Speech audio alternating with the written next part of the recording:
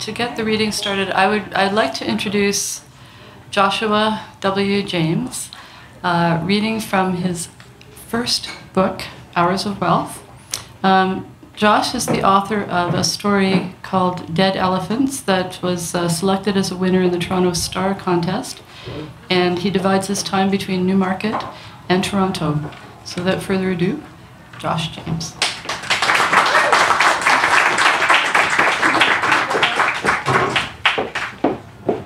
Thank you, Bev and Richard.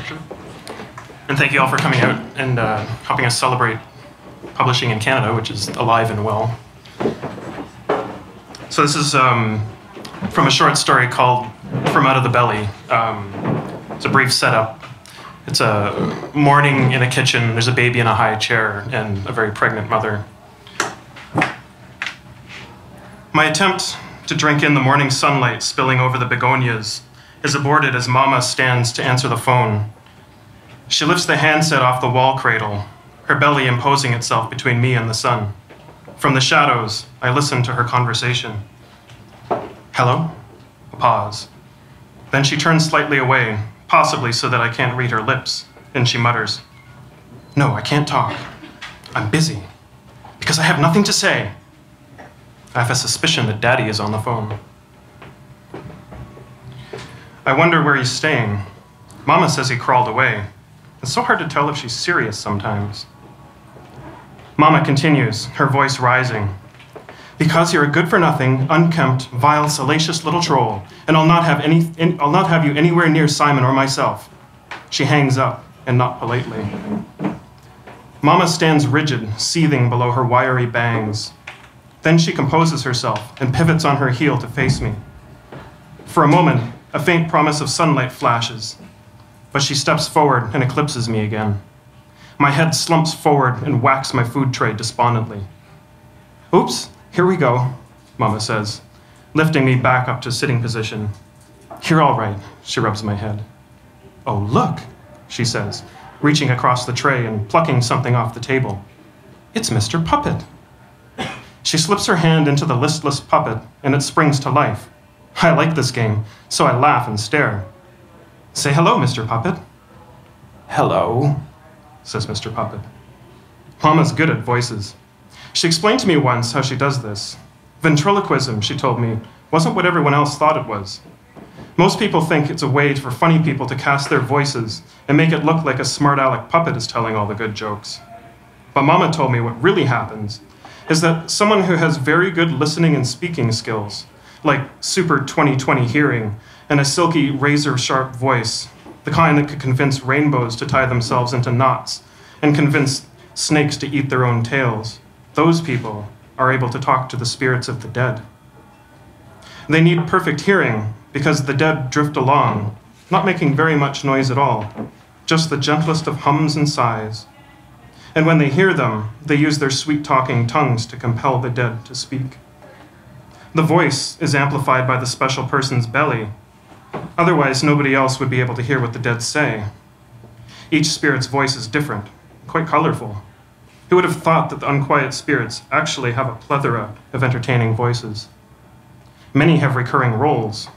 This one, for instance, it is raspy, like two elderly hands rubbing sand between them.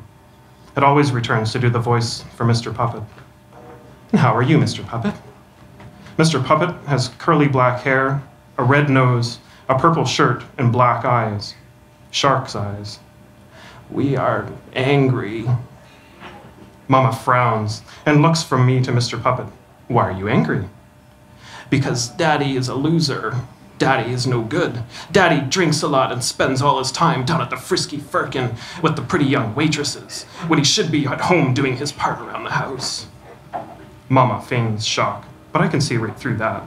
I'm sure she's probably bubbling with enthusiastic froth, having found someone of the same mind as her, albeit a knitted puppet channeling the disembodied voice of the unquiet dead.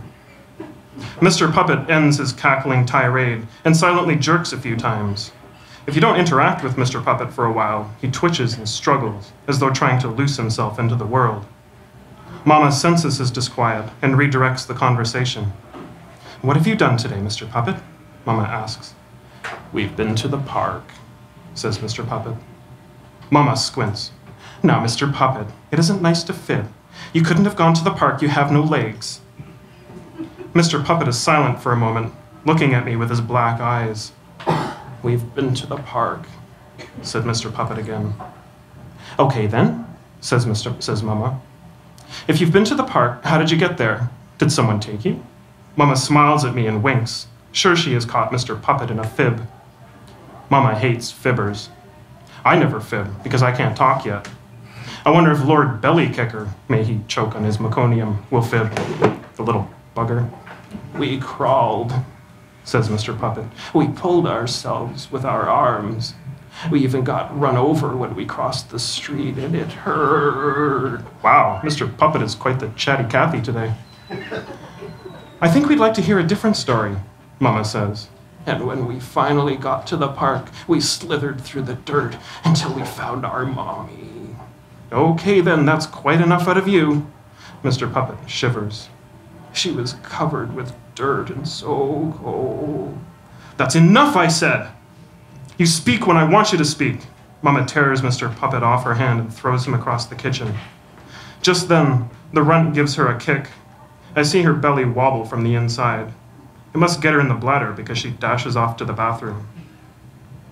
I watch Mr. Puppet, upside down on the floor. I want to hear more about the park, and I make noises that I think Mr. Puppet might understand, but it just lies there, soulless and empty, now that Mama is gone. Thank you.